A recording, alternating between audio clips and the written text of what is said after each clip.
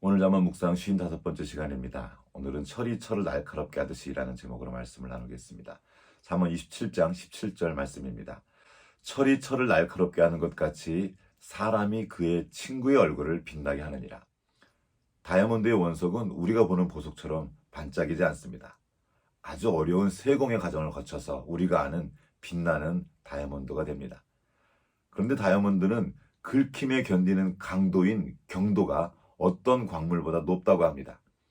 높은 경도는 다이아몬드를 더욱 가치 있게 만들지만 동시에 가공을 더 어렵게 만드는 요인이 되기도 합니다. 이런 특성 때문에 다이아몬드는 오직 다이아몬드로만 가공할 수 있습니다. 사람은 하나님의 형상을 따라 창조된 존귀한 존재입니다. 사람 안에 담긴 가능성과 아름다움은 놀랍도록 풍성합니다. 그러나 그 사람의 아름다움은 저절로 빛나지 않습니다. 다이아몬드가 보석처럼 빛나기 위해 정교한 세공의 과정을 거쳐야 하듯이 사람도 그 사람의 아름다움이 빛나기 위해선 일련의 과정을 거쳐야 합니다. 하나님께서 사람 안에 두신 인격은 사람을 사람답게 하고 더 존귀하게 만드는 하나님의 성품입니다. 그런데 그 귀한 인격이 더욱 빛나게 하기 위해선 또 다른 인격이 필요합니다. 단단한 다이아몬드를 세공하기 위해서 또 다른 다이아몬드가 필요한 것처럼 말입니다. 이를 아신 하나님께서 사람을 더욱 빛나게 하시기 위해서 그 곁에 친구를 두십니다. 그리고 그 친구의 권고를 사용하십니다. 잠언 27장 9절 말씀입니다. 기름과 향이 사람의 마음을 즐겁게 하나니 친구의 충성된 권고가 이와 같이 아름다우니라. 권고는 아무리 따뜻하게 해도 받아들이기가 힘들 때가 있습니다. 사실 우리는 남의 말 듣는 것을 좋아하지 않습니다. 그래서 누군가 나를 위해 충고를 해줄 때 고마워하기보다는 기분 나빠하거나 크게 상처를 입기도 합니다. 그가 해주는 말이 나를 위해서 해주는 충성된 권고라 할지라도 말입니다. 잠언 27장 6절 말씀입니다. 친구의 아픈 책망은 충직으로 말미암는 것이나 원수의 잦은 입맞춤은 거짓에서 난 것이니라. 아프지만 친구의 말을 듣는 사람이 있고 기분 나빠하면서 그 친구를 밀쳐내는 사람이 있습니다. 그러나 다이아몬드 원석이 더 아름답게 빛나기 위해서 자기 몸이 떨어져 나가는 세공의 과정을 통과해야 하듯이 우리가 사람으로서 그 아름다움을 나타내기 위해선 친구의 아픈 책망을 듣는 과정을 반드시 통과해야 합니다. 그 과정을 밀쳐내면 우리는 자기도 모르는 사이에 괴물 같은 존재가 될 수도 있습니다. 잠언 12장 15절 말씀입니다. 미련한 자는 자기 행위를 바른 줄로 여기나 지혜로운 자는 권고를 듣느니라. 우리는 대부분 자기가 하는 행동을 잘못됐다고 생각하지 않습니다. 잘못된 행동을 하면서도 다 나름의 이유가 있다고 말하면서 자기를 합리화합니다. 또는 이런저런 상황을 들이대면서 어쩔 수 없었다고 변명을 하기도 합니다. 그러면서 누군가 해주는 권고를 듣지 않고 밀쳐냅니다.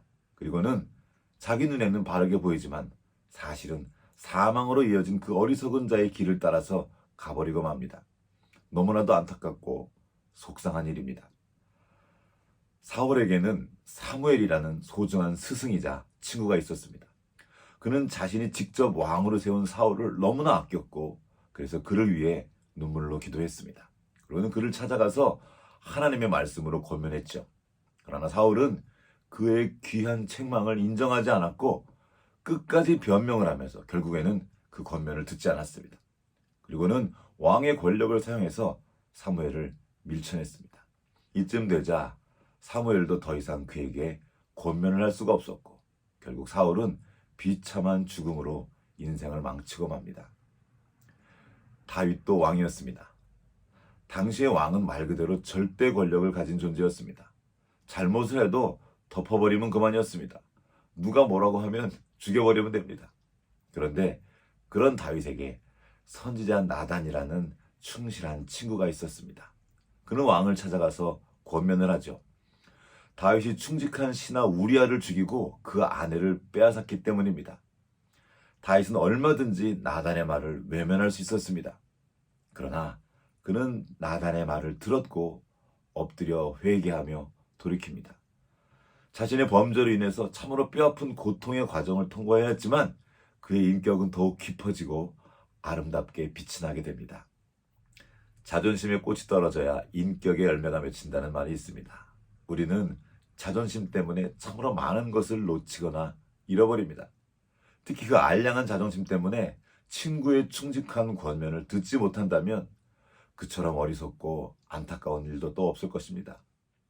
우리는 하나님의 자녀로서의 자존감은 지켜야 합니다. 하지만 자신의 거짓된 자아를 지키기 위한 자존심은 하루라도 빨리 버려야 합니다. 그래야 주님께서 우리 안에 두신 예수 그리스도의 생명이 빛을 발하게 됩니다.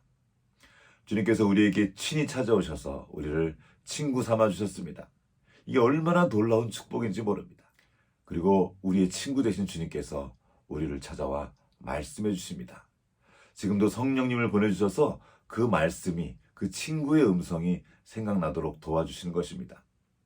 하지만 성령께서 주님의 말씀을 생각나게 하실 때 우리는 자주 그 말씀을 외면합니다. 우리는 마치 절대군주처럼 자신의 인생 위에 군림하면서 자기 마음대로 할 수 있기 때문입니다.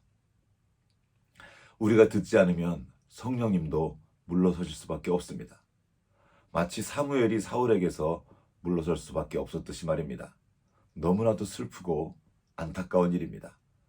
사무엘이 사울 뒤로 물러서서 울면서 기도할 수밖에 없었듯이 성령께서 오늘도 탄식하며 우리를 위해 기도하고 계십니다. 우리의 친구 되신 주님께서 성령님을 통해 우리에게 말씀하실 때 민감하게 반응하며 들을 수 있는 겸손한 귀를 가지면 좋겠습니다. 또 우리 곁에 두신 사랑하는 지체들을 통해서 말씀하실 때 혹시 주님의 말씀인가 하여 귀담아 듣고 주님께서 기뻐하시는 인격의 빛을 나타내는 은혜를 입으면 좋겠습니다. 그렇게 오늘도 주님께서 담으시는 그 빛을 나타내며 승리하는 하루 되시길 함께 기도합니다.